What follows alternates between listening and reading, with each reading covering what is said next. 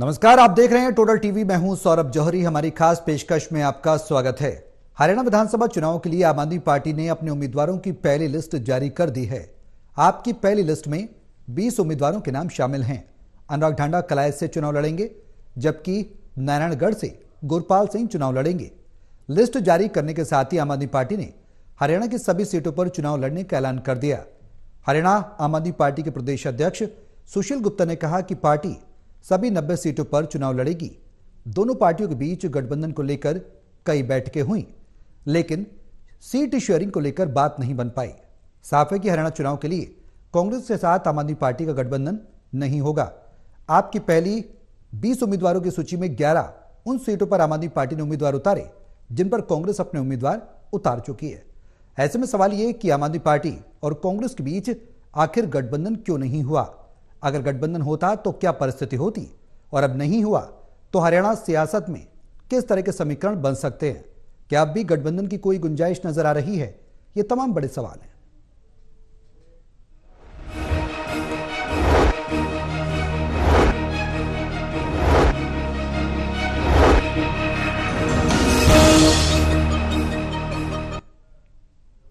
आम आदमी पार्टी और कांग्रेस की राहें क्या अब हरियाणा के विधानसभा चुनाव से पहले अलग हो गई हैं? क्योंकि कयास ये लगाए जा रहे थे कि गठबंधन हो सकता है। राहुल गांधी ने अनुरोध भी किया था। अब प्रदेश स्तर पर क्या कांग्रेस उतनी तैयार नहीं है कि आम आदमी पार्टी के साथ गठबंधन करे, या फिर जो प्रादेशिक नेता हैं वो नहीं चाहते कि आम आदमी पार्टी गठबंधन में हरियाणा में विधानसभा चुनाव लड़े या उसके साथ लड़ा जाए? लेकिन अब सवाल यह कि पहली सूची जारी होने के बाद हरियाणा की सियासत क्या कहती है, और आम आदमी पार्टी ने जिस तरीके से सूची जारी की, क्या यह प्रेशर पॉलिटिक्स है? और प्रेशर पॉलिटिक्स है तो उसके क्या मायने निकाले जाएं, और समीकरण जो प्रदेश में बनेगा उसका फायदा क्या बीजेपी को होने वाला है या फिर अन्य घटक दलों को, अन्य राजनीतिक दलों को जो गठबंधन में चुनाव लड़ रहे हैं? समीकरण बेहद दिलचस्प हो चुका है हरियाणा का, और तमाम सवालों के जवाब तलाशने की अपने सहयोगियों के साथ हम कोशिश करेंगे कि आखिर क्या कहती है हरियाणा की सियासत। हमारे सहयोगी हमारे साथ मौजूद हैं। हिसार से associate editor doctor Mahesh Kumar, Panipat से एसोसिएट एडिटर देवेंद्र कथुरिया और वरिष्ठ पत्रकार वीरेंद्र सोरी जी हमारे साथ चर्चा में रहेंगे। आप सभी के साथ मैं चर्चा को आगे बढ़ाऊं, लेकिन उससे पहले एक रिपोर्ट दिखाते हैं। रिपोर्ट देखिए, फिर करेंगे चर्चा की शुरुआत। हरियाणा में कांग्रेस और आम आदमी पार्टी के संभावित गठजोड़ की उम्मीदें कमजोर पड़ गई हैं। दरअसल आम आदमी पार्टी ने 20 सीटों पर एक तरफा उम्मीदवारों का ऐलान कर दिया है, और इससे पहले कांग्रेस पर दबाव बनाते हुए बयान भी देखने को मिले हैं। हरियाणा में आम आदमी पार्टी और कांग्रेस के बीच संभावित गठजोड़ में दरार पड़ गई है। आम आदमी पार्टी ने एक तरफा 20 सीटों पर उम्मीदवारों का ऐलान कर दिया है। इससे पहले आम आदमी पार्टी नेता सुशील गुप्ता ने बयान दिया कि अगर शाम तक कांग्रेस गठबंधन फाइनल नहीं करती तो सभी सीटों पर उम्मीदवारों का ऐलान कर दिया जाएगा। हमने अपने 20 कैंडिडेटों की सूची जारी कर दी और दूसरी सूची बहुत जल्द हम जारी करें। सुशील गुप्ता एक अनुशासित सिपाही है। आम आदमी पार्टी अगर मेरी 90 सीटों पे ड्यूटी लगाएगी तो मैं 90 सीटों पे काम करूंगा। आम आदमी पार्टी मुझे एक सीट पे भेजेगी तो मैं एक सीट पे काम करूंगा। वहीं आम आदमी पार्टी नेता संजय सिंह का बयान भी सामने आया, जिसमें उन्होंने कहा कि पार्टी सभी सीटों पर चुनाव लड़ने की तैयारी कर रही है। देखिए, इस पे संदीप पाठक जी का भी बयान आ चुका है। आज सुशील गुप्ता जी ने भी स्पष्ट किया है कि हमारी पूरी तैयारी है और हम लोग अपने सीटों का ऐलान या चुनाव लड़ने के लिए पूरी प्रक्रिया को, हम अपना कैंडिडेट घोषित करने की प्रक्रिया को पूरा कर चुके हैं। और जैसे ही उनको पार्टी संगठन से या राष्ट्रीय अध्यक्ष अरविंद केजरीवाल जी से इजाजत मिलेगी, वो ऐलान करके चुनाव में जाएंगे। इससे पहले कांग्रेस कम्युनिकेशन विभाग के प्रमुख और मुख्य प्रवक्ता पवन खेड़ा का भी बयान सामने आया। कांग्रेस नेता पवन खेड़ा ने कहा है कि हरियाणा में संभावित गठबंधन पर आम आदमी पार्टी के साथ बातचीत जारी है। इसका अंतिम निष्कर्ष निकलने तक इंतजार किया जाना चाहिए। कांग्रेस और आम आदमी पार्टी के बीच हरियाणा में गठबंधन पर यह दरार तब सामने आई है जब बीते कल ही ये जानकारी सामने आई थी कि कांग्रेस और आम आदमी पार्टी के बीच गठबंधन पर बात बन गई है। ये भी जानकारी सामने आई कि कांग्रेस गठबंधन के तहत 5 सीटें आम आदमी पार्टी को देने के लिए तैयार है। हालांकि आज दिन की शुरुआत होते ही गठबंधन टूटने के इशारे मिलने लगे। सबसे पहले सुशील गुप्ता ने कांग्रेस को अल्टीमेटम दिया। वहीं आप पार्टी सांसद संजय सिंह ने भी बयान दिया, और उसके बाद आम आदमी पार्टी की पहली लिस्ट सामने आ गई। सूत्रों के मुताबिक आम आदमी पार्टी से कांग्रेस की गठबंधन पर बातचीत बनते बनते बिगड़ी है। शनिवार तक बातचीत सही दिशा में आगे बढ़ रही थी। कांग्रेस प्रभारी दीपक बाबरिया और बातचीत में शामिल आप पार्टी नेता राघव चड्ढा का भी बयान सामने आया। इसमें दीपक बाबरिया ने कहा था कि बातचीत सकारात्मक दिशा में है। वहीं राघव चड्ढा ने कहा था कि उम्मीद पर दुनिया कायम है। वहीं अब कहा जा रहा है कि आप पार्टी ने एक तरफा अपने उम्मीदवारों का ऐलान कर कांग्रेस पर दबाव बनाने के लिए सीधा मैसेज दिया है कि अगर गठबंधन फाइनल नहीं होता है तो बाकी सीटों पर भी अपने उम्मीदवार उतारेंगे। बहरहाल कांग्रेस के अंदर ही संभावित गठजोड़ का पुरजोर विरोध किया जा रहा था। गठबंधन में दरार की वजह आम आदमी पार्टी की कांग्रेस की ऐसी सीटों पर भी दावेदारी है जिसको लेकर कांग्रेस असहज महसूस कर रही थी। आम आदमी पार्टी का दबाव कैथल सीट पर भी बना हुआ था। ये रणदीप सुरजेवाला की परंपरागत सीट मानी जाती है। यहाँ से रणदीप सुरजेवाला या उनके बेटे के चुनाव लड़ने की चर्चाएं हैं। जाहिर है हरियाणा में आम आदमी पार्टी और कांग्रेस के बीच गठबंधन जिस तरीके से अटका है उससे इसके आगे बढ़ने की संभावनाएं बेहद कम नजर आ रही हैं। लेकिन राजनीति में हर समय कुछ न कुछ संभव होता है और ऐसे में गठबंधन की गुंजाइश अभी भी बनी हुई है। ऐसे में कांग्रेस के जवाब का इंतजार किया जा रहा है। कैमरामैन पवन शर्मा के साथ प्रदीप कुमार, टोटल न्यूज, दिल्ली। अब सवाल यह है कि आखिर गठबंधन की संभावना कितनी है, और जो खबर आ रही है वो ये कि गठबंधन फिलहाल तो होता नजर नहीं आ रहा। देवेंद्र, किस तरीके की परिस्थिति बन रही है आम आदमी पार्टी और कांग्रेस के बीच में, सबसे पहले आपसे ये जानना चाहेंगे। देखिए सौरभ, पिछले 3 दिनों से ये चर्चा थी, बैठकें हुई, बातचीत हो रही थी। मेरे को लगता है आम आदमी पार्टी ये चाह रही थी कि कांग्रेस उनके लिए दरवाजे खोले, लेकिन कांग्रेस ने सिर्फ खिड़कियां ही खोली है और खिड़की के रास्ते वो अंदर जा नहीं सकते। तो तमाम कोशिश हुई। अब जो हालात है, देखिए बातचीत किन में चली थी सौरभ? राघव चड्ढा जो सांसद हैं और बहुत फ्रंट लाइनर नेता माने जाते हैं आम आदमी पार्टी के, और दीपक बाबरिया के बीच। दीपक बाबरिया आज सुबह उनको एम्स में दाखिल कराया गया है। उनकी तबीयत ठीक नहीं थी, तो वो अगर अस्पताल में है, उनकी स्थिति ठीक नहीं है, तो बात जिनके बीच चल रही थी, एक आदमी उन्हें उपलब्ध नहीं है, दीपक बाबरिया। अब मेरे ख्याल अभी तक तो ये सूचना है कि वो एम्स में ही है। तो हो सकता है कि आम आदमी पार्टी जिस तरीके की सोच रख रही थी, डिमांड कर रही थी, जो सीटें मांग रही थी, कांग्रेस देने की स्थिति में नहीं है। दूसरी बात, हरियाणा के जितने कांग्रेस के नेता है, पहला नाम भूपेंद्र सिंह हुड्डा का है या उदय भान जो उनकी जोड़ी है। उसके अलावा जिलों में भी हमने देखा बहुत सारे कांग्रेस के नेता नहीं चाहते आम आदमी पार्टी से गठबंधन हो। उनका ये कहना है कि आम आदमी पार्टी को उंगली पकड़कर साथ चलाना पड़ेगा और इतना समय है नहीं। कांग्रेस अपनी समस्याएं निपटेगी, अपनी तैयारियां करेगी या आम आदमी पार्टी की उंगली पकड़कर उनको आगे चलाएगी। तो दूसरा जिनसे बातचीत हो रही थी उनमें एक आदमी उपलब्ध नहीं है। तो मेरे को लगता है ये संभावना अब बेहद कमजोर होती लग रही है। और कांग्रेस के जो टिकटार्थी है, मेरी अभी कुछ लोगों से बात हुई, एक डेवलपमेंट ये भी है दिल्ली में, क्या है, या तो कुमारी शैलजा या भूपेंद्र हुड्डा के घरों पर जमावड़ा लगा हुआ है टिकटार्थियों का। अब एआईसी में कुछ नहीं है, उनको पता है जो टिकटार्थी हैं, जो दावेदार है कि यहाँ कुछ नहीं, यहां से फैसला हो चुका है। तो कुमारी शैलजा के और भूपेंद्र हुड्डा और दीपेंद्र हुड्डा का जो 15 ताल कटोरा रोड पे कोठी है, वहां अभी भी जमावड़ा है। और मेरे को ये पुख्ता खबर अभी थोड़ी देर पहले मिली है कि उनको इशारा कर दिया गया कि आप जाइए, तैयारी कीजिए। ये ज्यादा प्रचारित नहीं किया गया। और अब कुछ नेता ये बता रहे हैं कि अभी बात हुई थी, जो लोग डटे हुए थे उनका कहना है हम घर वापस आ रहे हैं, कोई संभावना नहीं है। कांग्रेस ने कोई खेल कर दिया है, मतलब जिनको टिकट मिल रही है, जिनका नाम सूची में है, उनको चुपचाप इशारा कर दिया आप तैयारी कीजिए, ताकि बगावत वाला वो स्थिति ना हो, ना आक्रोश फैले।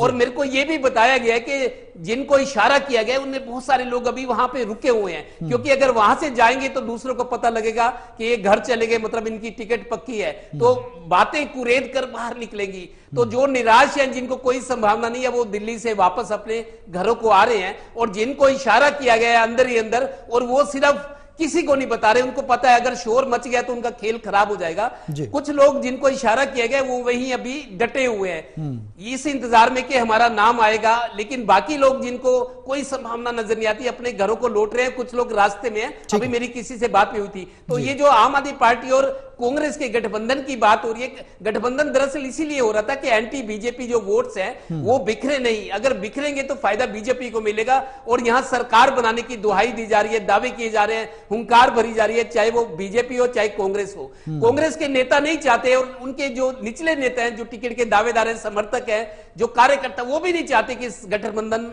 हो। लेकिन अब गठबंधन की संभावना घटती नजर आ रही है। तो मेरे को लगता है कांग्रेस ही अंदर यही चाह रहे थे जो हो रहा है। और हालांकि अभी जवाब नहीं आया कांग्रेस की तरफ से, लेकिन जिनके बीच बात हो रही थी उनमें एक व्यक्ति अभी अस्पताल में है, उनका इलाज चल रहा है और संभावना बहुत कमजोर हो रही है। और आम आदमी पार्टी ने 20 उम्मीदवार घोषित कर दिए हैं। सौरभ, एक बहुत जरूरी बात ये भी कहता हूं, मेरी कई लोगों से बात हुई, जब ये 20 की लिस्ट आई, मैंने बहुत लोगों से बात की। आम आदमी पार्टी के जो कुछ जिला अध्यक्ष हैं जीटी रोड बेल्ट के, मैंने उनको कहा अब तो आपकी बारी है चुनाव। उन्होंने कहा जी मेरे को तो किसी ने कहा नहीं, एक दिन में क्या तैयारी होगी, मैं तो चुनाव नहीं लड़ता। ये बिल्कुल जमीनी हकीकत है। आम आदमी पार्टी के पास जिलों में लड़ने को उम्मीदवार नहीं है, तैयार नहीं हो रहे। वो कहते हैं अभी तक तो हमको पहले बताते, अचानक कहा जाएगा तो हम कैसे तैयारी करें। आम आदमी पार्टी के जो संभावित उम्मीदवार है जिलों में वो पीछे हट रहे हैं कि एक दो दिन में क्या तैयारी होगी, हमें तो पहले इशारा होना चाहिए था। इस तरह की बातें आ रही है। अब महेश, जो परिस्थिति अब हरियाणा में बनती नजर आ रही है और कांग्रेस की जो स्ट्रेटेजी है, पहले 32 उम्मीदवारों की सूची जारी की, उसके बाद 9 उम्मीदवारों की सूची जारी की, कुल 41 हो गए। आम आदमी पार्टी भी कुछ उसी नक्शे कदम पर चलती नजर आ रही है। पहली सूची आती है तो 20 कैंडिडेट आते हैं और सवाल यह कि आम आदमी पार्टी और कांग्रेस के बीच में जो गठबंधन नहीं हो रहा है या नहीं होने जा रहा है, या संभावनाएं किस तरीके की नजर आ रही हैं? कांग्रेस पर दबाव है या फिर इसे अलगाव मान लिया जाए? क्योंकि जिस तरीके से देवेंद्र बता रहे हैं कि अभी पूरी तरह से ना नहीं कहा जा सकता, क्या कुछ अभी अंदर खाने थोड़ा बहुत गुंजाइश नजर आ रही है, होगा या नहीं?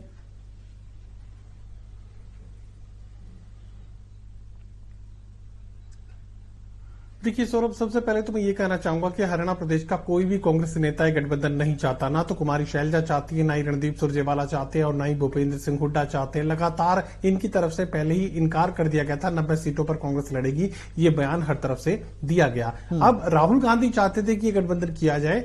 यहां इंडी गठबंधन की मजबूती का जिक्र जो कि लोकसभा चुनाव में था, और मुझे लगता है कि आम आदमी पार्टी के लोग भी उसी मुगालते में इस वक्त बने हुए हैं। जिस तरीके का प्रदर्शन सुशील गुप्ता ने कुरुक्षेत्र लोकसभा सीट पर किया और कांटे की टक्कर जो है नवीन जिंदल के साथ देखने को मिली। हालांकि नवीन जिंदल बहुत नैरो मार्जिन से वो लोकसभा का चुनाव जरूर जीत गए, लेकिन जो मजबूत चुनाव लड़ा गया वो यहां पर आम आदमी पार्टी को मुगालते में रखे हुए है। मुझे लगता है कि वही जो भावना है यहां पर गठबंधन के लिए मजबूर कर रही है आम आदमी पार्टी को। दरअसल आम आदमी पार्टी के पास ना तो 90 कैंडिडेट्स हैं, और जिस तरीके से देवेंद्र जी अभी जानकारी दे रहे थे, जिनका नाम लिख दिया वो इलेक्शन लड़ना नहीं चाहते, इस तरह की परिस्थिति बनेगी। और 20 सीटों पर सिर्फ इसलिए घोषणा की गई है ताकि कांग्रेस पार्टी पर दबाव बढ़ाया जा सके। आम आदमी पार्टी के पास सिर्फ हासिल करने को है इस गठबंधन से, कांग्रेस पार्टी के पास इस गठबंधन से कुछ भी हासिल करने को नहीं है। सिर्फ नुकसान के अलावा कांग्रेस पार्टी को कुछ नहीं मिलेगा। पहले ही जिता उम्मीदवारों की संख्या ज्यादा हो चुकी है। गठबंधन में जो सीटें जाएंगी, अभी एक जिक्र बार बार चलता है कि जो यहां पर दीपक बाबरिया की तरफ से दरअसल बयान दिया गया था, शुरुआत वहां से हुई थी। दीपक बाबरिया ने यह कहा था कि हम एंटी बीजेपी वोट्स का बंटवारा नहीं चाहते, लेकिन अगर यह गठबंधन कर दिया जाएगा तो एंटी बीजेपी वोट्स का बंटवारा हो या ना हो, कांग्रेस के वोट्स का बंटवारा जरूर हो जाएगा। यहां पर जिस सीट पर गठबंधन करेंगे उसी सीट पर कांग्रेस पार्टी के जिता उम्मीदवार अपना नामांकन दाखिल करेंगे निर्दलीय के तौर पर, फिर कांग्रेसी बनकर उन वोटों को इकट्ठा करेंगे। अब आपका कांग्रेस का वोट ही 2 हिस्सों में बंट जाएगा। एंटी बीजेपी वोट्स को आप एक साथ कैसे जोड़ेंगे, यह सवाल सबसे बड़ा सामने है। आम आदमी पार्टी सिर्फ फायदा चाहती है, कांग्रेस पार्टी के नेता जानते हैं कि इससे कुछ भी हासिल होने वाला नहीं है। फिलहाल आम आदमी पार्टी की तरफ से संभावनाएं बनाए रखी गई हैं, और इस गठबंधन के टूटने से जो सबसे ज्यादा खुश हैं वो हिसार से सांसद जयप्रकाश हैं। उसकी सबसे बड़ी वजह यह भी है कि कलायत सीट पर उनके बेटे को चुनाव लड़ना था, जिसकी गारंटी आदमपुर उपचुनाव के वक्त भूपेंद्र सिंह हुड्डा की तरफ से दी गई थी। अब उनकी सांसें फूली हुई थी, क्योंकि विकास जो कि जयप्रकाश के बेटे हैं, हिसार से कांग्रेस पार्टी के सांसद हैं, वो गारंटी के साथ ही हिसार लोकसभा का चुनाव भी लड़ रहे थे। उससे पहले आदमपुर बाई इलेक्शन के वक्त भूपेंद्र सिंह हुड्डा ने गारंटी जेपी को दी थी। अब उस गारंटी का हवाला बार बार दिया जा रहा था, और यहां तक भी कह दिया गया था कि अगर निर्दलीय चुनाव लड़ने की जरूरत पड़ी तो वो भी हो सकता है। तो जो मैं जिक्र कर रहा हूं कि यहां पर एंटी बीजेपी वोट्स का बंटवारा छोड़िए, कांग्रेस पार्टी के अपने वोट्स का बंटवारा तय था। वीरेंद्र जी, जो परिस्थितियां हैं वो क्या कहती हैं? गठबंधन नहीं हो रहा, संकेत ये भी मिल रहे हैं कि कुछ दरवाजा बंद रखा गया है। जिस तरह देवेंद्र ने बताया कि खिड़कियां खोली हुई हैं, कुछ सुगबुगाहट है। आम आदमी पार्टी, महेश ने भी बताया कि आम आदमी पार्टी कहीं ना कहीं पाने के चाहत से गठबंधन में आना चाह रही है। रणनीति क्या कहती है राहुल गांधी का आग्रह से लेकर, अगर अब तक हम पूरे सिनेरियो को देखें तो अगर परिस्थिति गठबंधन की बनती तो क्या होता, नहीं बन रही है तो किस तरीके के सियासी समीकरण हरियाणा में देखने को मिल सकते हैं आगामी विधानसभा चुनाव में? वोटों के लिहाज से भी मैं आपसे जानना चाहूंगा कि क्या परिस्थिति बनती, गठबंधन नहीं होता तो किसको फायदा किसको नुकसान नजर आता? देखिए, आम आदमी पार्टी हरियाणा में कोई ताकत नहीं बन पाई। लोकसभा का चुनाव लड़ा एक सीट पर, वो भी कांग्रेस की चाचों के सहारे, कांग्रेस के बलबूते पर जी। और ये देखिए, अगर आम आदमी पार्टी अब भी कोई गठबंधन करती तो आम आदमी पार्टी को फायदा होना था, कांग्रेस को कोई लाभ होने वाला नहीं है। ना तो कांग्रेस के नेता चाहते हैं, ना कार्यकर्ता चाहते हैं। और देखिए, आम आदमी पार्टी के जो दिल्ली में बैठे हुए नेता हैं, वो पता नहीं क्या समझ रहे हैं कि हरियाणा में हमारा कितना आधार है। लेकिन हरियाणा में तो आम आदमी पार्टी एक सीट जीतने की स्थिति में भी नहीं है। तो आम आदमी पार्टी में अब वही लोग जाएंगे जिनको अपने राजनीतिक दल से टिकट की आस थी और उन्हें टिकट नहीं मिल रहा, तो आम आदमी पार्टी के दरवाजे उनके लिए खुले हैं। आम आदमी पार्टी ऐसे लोगों को गले लगाने के लिए तैयार बैठी है। लेकिन क्या वो जनता में आम आदमी पार्टी की वो साख है? तो ये जनता तो ये मानती है भारतीय जनता पार्टी और कांग्रेस में सीधा मुकाबला है। और देखिए, कांग्रेस में राहुल गांधी चाहते थे, लेकिन ना तो कार्यकर्ता चाहते थे, ना प्रदेश का कोई नेता चाहता था। और ये बात है कि वोटों का विभाजन रोकने की जहां संभावना तलाशने की बात थी, लेकिन मतदाता बहुत प्रबुद्ध है। मतदाताओं को मालूम है कि उसको कहां वोट देना है, किसको हराना है और किसको जिताना है। अब देखिए, आम आदमी पार्टी के सुशील गुप्ता हैं, वो हरियाणा के रहने वाले नहीं है, हरियाणा की कोई उनकी राजनीति से लेना देना नहीं है, दिल्ली में राजनीति करते थे, अब उनको हरियाणा के प्रति मोह जाग गया। तो ऐसे के अंदर देखिए, कोई हरियाणा में आम आदमी पार्टी ताकत बन के नहीं उभरी। अभी अनुराग टांडा है, वो कलाश से उन्होंने भगवंत मान की रैली की, लेकिन हरियाणा में आम आदमी पार्टी का ऐसा कोई सशक्त नेता है ही नहीं। और जो जिला स्तर पर संगठन है, वो संगठन कोई प्रभावशाली नहीं है। और वो एक बात है कि दिल्ली की स्थिति अलग है, हरियाणा की स्थिति अलग है। और कांग्रेस को भी लगता है कि आम आदमी पार्टी को अगर हम कुछ 2, 4, 5 सीटें भी देते हैं तो ये कांग्रेस की कीमत पर देते हैं। और कांग्रेस और आम आदमी पार्टी उन सीटों की मांग कर रही थी जहां पर कांग्रेस मजबूत है और जहां कांग्रेस के दावेदार बहुत ज्यादा हैं। आम आदमी पार्टी के टिकट कोई दावेदार है ही नहीं। आम आदमी तो जो है बलि का बकरा चुन रही है, लोगों को बुला बुला के टिकट दे रही है। और कांग्रेस में टिकट के लिए कशमकश चल रही है, टकराव चल रहा है, नेता भी दुविधा में है और कार्यकर्ता भी दुविधा में है। तो ऐसे में ये सब जो है, अगर गठबंधन नहीं होता, अभी लगता नहीं है, अब कोई आसार बचे नहीं है। ऐसे में कांग्रेस के नेताओं को और कार्यकर्ताओं को राहत अवश्य मिली है। बिल्कुल। देवेंद्र, जो परिस्थितियां हैं उसके आधार पर आगे की रणनीति किस तरीके से राजनीतिक दलों के लिए नफा नुकसान की रहेगी, क्योंकि बीजेपी इस पूरे सिनेरियो को देख रही है, तीसरी बार कमबैक करने की कोशिश पार्टी लगातार कर रही है, मैराथन स्तर पर तैयारियां भी वो कर रही है। अब गठबंधन नहीं हुआ, कितनी मजबूत कांग्रेस इस स्थिति में नजर आएगी? जिस तरीके से वीरेंद्र जी ने बताया, संभावना कम ही नजर आ रही है। और अगर गठबंधन हो जाता तो किस तरीके के समीकरण बनते? दोनों ही तरफ से मैं आपसे जानना चाहूंगा कि अब बीजेपी की अन्य दलों की स्थिति अब किस तरीके की हरियाणा में रहने वाली है? देखिए, अब मेरे को लगता है कांग्रेस के नेता हरियाणा के और कार्यकर्ता भी, निचले स्तर के कार्यकर्ता और वो लोग खासतौर पे जो टिकट की दावेदारी में थे, जो टिकट की उम्मीद में थे, वो लोग खुश होंगे। संभावना धूमिल पड़ती जा रही है। और मेरे को लगता है उम्मीद की जा रही थी कि सोमवार रात तक, जो एक्सपर्ट्स भी बोल रहे थे, जिनको समझ है राजनीति की, कि सोमवार की रात तक स्थिति क्लियर होगी। सोमवार की रात शुरू हो चुकी है। अब मेरे को लगता है संभावना बहुत धूमिल है, बहुत कम संभावना इस बात के कि अब गठबंधन हो जाए। फायदे नुकसान की जहां तक बात है, अब कांग्रेस और बीजेपी उसी स्थिति में होगी गठबंधन की बात शुरू होने से पहले जिस स्थिति में हम आकलन कर रहे थे कि कई सीटों पर बीजेपी और कांग्रेस आमने सामने है। मैं फिर कह रहा हूं, कांग्रेस का गठबंधन आम आदमी पार्टी से होता तो आप ये समझ लिए उंगली पकड़ के चलाना पड़ता उनको साथ, उनकी स्पीड पे फर्क पड़ता। जो उंगली पकड़ के दूसरे को पीछे चलने वाले को चला रहे तो उसकी गति पे, उसके समय पर, उसके परफॉर्मेंस पर, उसके रिजल्ट पर फर्क पड़ता। मेरे को लगता है कांग्रेस के लिए ठीक हुआ है। कांग्रेस यही चाहते थे और जो हो रहा है वो ठीक होता लग रहा है। और बीजेपी कांग्रेस का आमने सामने का मुकाबला रहेगा। जो वोटर्स है, जनता है, जिनके दिमाग में अब ये है कि उन्होंने करना क्या है, अब मेरे को लगता है तस्वीर साफ हो रही है। दिन के मन में देखिए 20 दिन का चुनाव है, 25 दिन, 20 दिन। यहां क्या होता है, ऐसे चुनाव के लिए मेरे को लगता है 2-4, 1-2 महीना पहले लोगों की राय बन जाती है। वो मन में ठान लेते हैं, परिवार में बात होती है, दोस्तों में, पड़ोसियों में, चर्चा में होती है आम गली में, चाय की दुकान पे, कि ये हो रहा है, ये पार्टी ठीक नहीं है, अब तो ये पार्टी सत्ता में आएगी। तो वो जो एक ओपिनियन है वो मेरे को लगता है बन चुका है। अब कांग्रेस अब इस बंधन से मुक्त हो गई है कि गठबंधन होगा, उनके साथ चलना पड़ेगा, उनकी अपना तो काम करेंगे, उनकी भी मदद करनी पड़ेगी, क्योंकि कमजोर की मदद करने का मतलब आपको अपनी ऊर्जा उन पे लगानी पड़ती है। तो अब मेरे को यह है कि बीजेपी कांग्रेस का आमने सामने का मुकाबला रहेगा तब जब ये गठबंधन, अगर आज से अब जो मैं बात कर रहा हूं, अगले 24 घंटे मतलब कल इस शाम तक अगर नहीं होता तो खत्म है पूरी तरह से संभावना। तो कांग्रेस के लिए अच्छा है और बीजेपी को भी अपनी तैयारी अब उस तरीके से रखनी होगी। जो वोटों के विभाजन की बात है, एंटी इनकम्बेंसी वाला जो बीजेपी के खिलाफ जो वोट है वो जाना है, वो आम आदमी पार्टी को कितना वोट पड़ता है। कांग्रेस एक मेजर जंक मेरे को लगता है ले सकती है, मेजर हिस्सा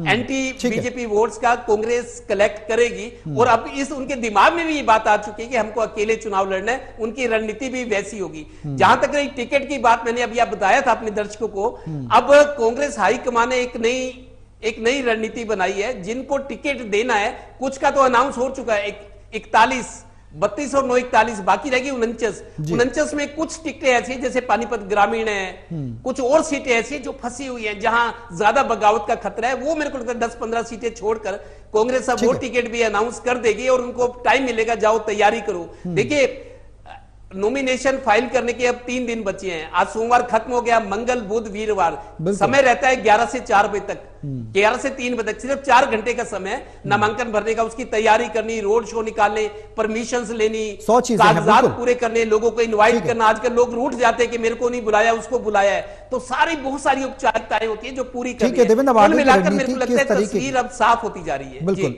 बिल्कुल। महेश, अब सवाल ये, देवेंद्र ने भी जिस तरीके से जिक्र किया, कैथल सीट पर आप दावेदारी कर रही थी, कुछ ऐसे सीटें जहां पर बात नहीं बन पाई। अब सवाल है कि रणदीप सुरजेवाला की दावेदारी जो कैथल की सीट पर थी, कुछ ऐसी सीटें जहां पर अगर बात की जाए शैलजा रणदीप सुरजेवाला का प्रभुत्व रहा है। अब सवाल है कि गठबंधन तो नहीं हुआ, तो अंदरूनी जो कलह है वो अब थम जाएगी कांग्रेस की। और जो सवाल उठने लगे थे कि भाई हमारी टिकट कट जाएगी, नाराजगी भी देखी गई थी रणदीप सुरजेवाला की, शैलजा की भी लोकसभा चुनाव के दरमियान नाराजगी देखी गई थी। अब कांग्रेस उसको आसानी से साध पाएगी?